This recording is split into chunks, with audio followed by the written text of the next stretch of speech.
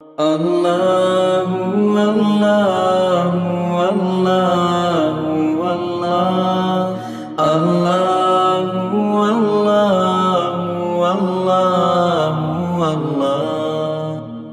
الحمدللہ رب العالمین والعاقبۃ للمتقین والصلاة والسلام علی سید المرسلین وعلی آلہ واصحابہ اجمعین، اما بعد، اعوذ باللہ من الشیطان الرجیم، بسم اللہ الرحمن الرحیم۔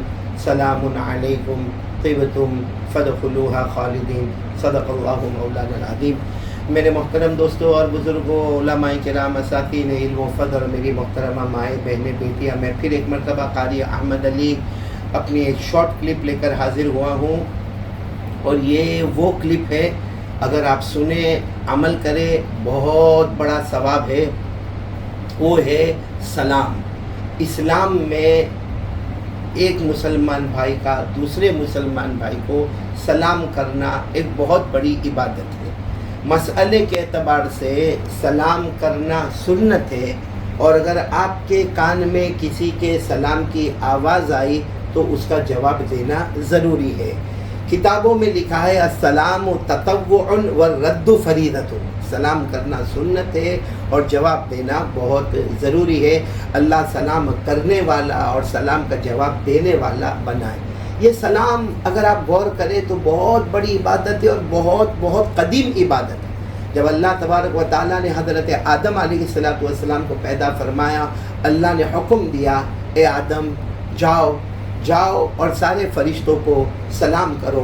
حضرت آدم علیہ السلام نے فرشتوں کو سلام کیا، فرشتوں نے سلام کا جواب دیا۔ معلوم ہوا سلام کا سلسلہ حضرت آدم علیہ السلام کے زمانے سے ہے۔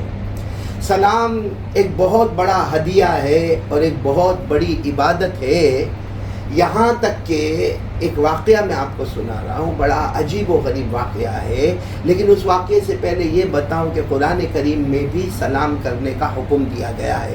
اللہ نے فرمایا وَإِذَا حُيِّيتُم بِتَحِيَّةٍ فَحَيُّوا بِأَحْسَنَ مِنْهَا أَوْ رُدُّوهَا إِنَّ اللَّهَ كَانَ عَلَى كُلِّ شَيْءٍ حَسِيبًا۔ اللہ تبارک و تعالیٰ فرماتے ہیں کہ تم سلام کرو، اور جب تمہیں کان میں سلام کی آواز آئے تو جواب اس سے اچھا دو، یا کم از کم اتنا ہی لوٹا دو۔ جیسے کوئی تمہیں کہے السلام علیکم، آپ اچھا جواب دو، وعلیکم السلام ورحمۃ اللہ۔ کوئی کہے السلام علیکم ورحمۃ اللہ، آپ اس سے اچھا جواب دو، وعلیکم السلام ورحمۃ اللہ وبرکاتہ، یا کم از کم اس نے جو کلمے کہے ہیں وہی جواب آپ دے دو۔ یا اللہ تبارک و تعالیٰ فرماتے، بلکہ اللہ فرماتے ہیں تم گھروں میں جاؤ تو سلام کرو، اور گھروں میں اپنے گھر میں جاؤ یا کسی اور کے گھر میں جاؤ سلام کرو۔ اللہ نے فرمایا فَإِذَا دَخَلْتُمْ بُيُوتًا فَسَلِّمُوا عَلَىٰ أَنفُسِكُمْ تَحِيَّةً مِّنْ عِندِ اللَّهِ مُبَارَكَةً طَيِّبَةً۔ اللہ تبارک و تعالیٰ فرماتے جب تم گھروں میں داخل ہو تو سلام کر لینا، اور اپنا گھر ہو یا کسی اور کا گھر ہو، ہر گھر میں داخل ہوتے وقت السلام علیکم کہہ دینا۔ بلکہ اللہ تبارک و تعالیٰ فرماتے گھر میں جانے کا صحیح ادب تو یہ ہے کہ پہلے اجازت لے لو، اجازت ملے تو گھر میں داخل ہو اور سلام کرو۔ اللہ نے فرمایا یا ایھا الذین آمنوا لا تدخلوا بیوتا غیر بیوتکم حتی تستأنسوا وتسلموا علی اہلها۔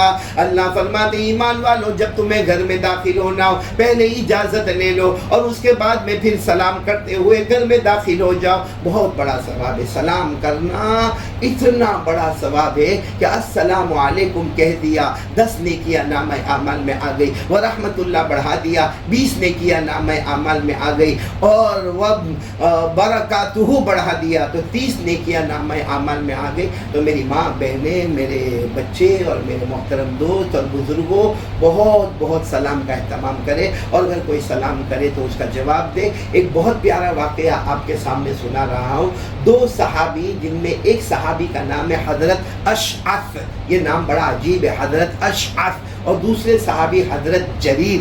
یہ دونوں نام ہمارے یہاں رکھنے کے رواج نہیں ہے، لیکن اونچے درجے کے صحابی حضرت اشعث اور حضرت جریر، یہ دونوں مدائن گئے۔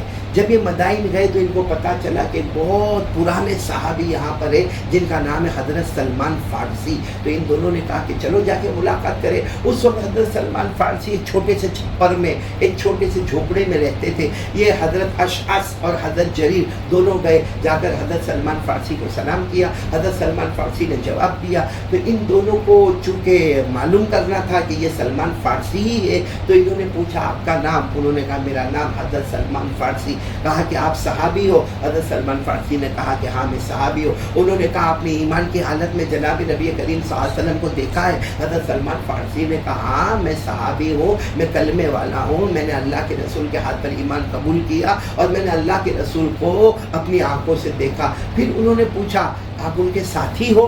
تو حضرت سلمان فارسی نے کہا نہیں میں ان کا ساتھی نہیں ہوں, میں ان کا ساتھی نہیں ہوں. تو یہ دونوں تعجب کرنے لگے. اب تک آپ کہہ رہے تھے کہ آپ نے ان کے ہاتھ پر ایمان قبول کیا, آپ نے اپنی آنکھوں سے دیکھا, اور آپ کہتے کہ میں ساتھی نہیں ہوں. حضرت سلمان فارسی کی آنکھوں میں آنسو آ گئے. کہا میرے نبی کا ساتھی وہ ہوگا جو ان کے ساتھ میں جنت میں جائے گا, اور جو ان کے ساتھ میں جنت میں جائے گا اس کی شرط ہے کہ اس کو موت کے وقت کلمہ ملے گا. حضرت سلمان فارسی کہتے ہیں مجھے نہیں معلوم موت کے وقت کلمہ ملے گا یا نہیں ملے گا. اگر ملے گا تو میں ان کا ساتھی ہوں, اور اگر نہیں ملے گا تو معلوم نہیں میں کہاں جاؤں گا. یعنی سوچو حضرت سلمان فارسی کو کتنی فکر ہے کہ موت کے وقت کلمہ ملے گا یا نہیں ملے گا. حالانکہ حضرت سلمان فارسی صحابہ میں ہے, اور صحابہ کے بارے میں اللہ نے فرمایا رضی اللہ عنہم ورضوا عنہ, اللہ ان سے راضی, یہ اللہ سے راضی. لیکن مجھے جو پوائنٹ پر آنا وہ یہ ہے کہ تھوڑی دیر کے بعد حضرت سلمان فارسی نے پوچھا اچھا آپ دونوں میرے پاس آئے ہیں, میری ملاقات بھی ہو گئی, آپ لوگ کہاں سے آئے ہو؟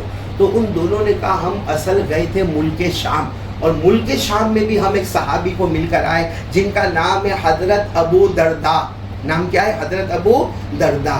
تو حضرت سلمان فارسی بڑے خوش ہو گئے. کہا ہو آپ حضرت ابو درداء کو مل کر آئے؟ ارے میرے پیارے دوست تھے. اور کہا حضرت ابو درداء کے بارے میں معلوم ہے یہ اللہ کے رسول کے ساتھ اکیلے بیٹھ کر بہت دیر تک باتیں کرتے تھے. پھر حضرت سلمان فارسی نے کہا اچھا آپ لوگ حضرت ابو درداء کے پاس سے آئے ہو تو انہوں نے کچھ مجھے ہدیہ تو دیا ہوگا. جب آپ نے کہا ہوگا کہ ہم مدائن جا رہے اور سلمان فارسی کی ملاقات کرنا ہے تو انہوں نے میرے نام کا کوئی ہدیہ تو دیا ہوگا. انہوں نے کہا نہیں کوئی ہدیہ نہیں دیا. حضرت سلمان فارسی نے کہا ہو ہی نہیں سکتا, حضرت ابو درداء نے مجھے کوئی نہ کوئی ہدیہ دیا ہوگا. یہ دونوں کہنے لگے اگر ہدیہ ہوتا تو ہم تھوڑی اپنے پاس رکھتے, ہم حضرت ابو درداء کا نام لے کر آپ کو وہ ہدیہ دیتے. حضرت سلمان فارسی نے پوچھا کیا انہوں نے میرے نام پر سلام نہیں کہا؟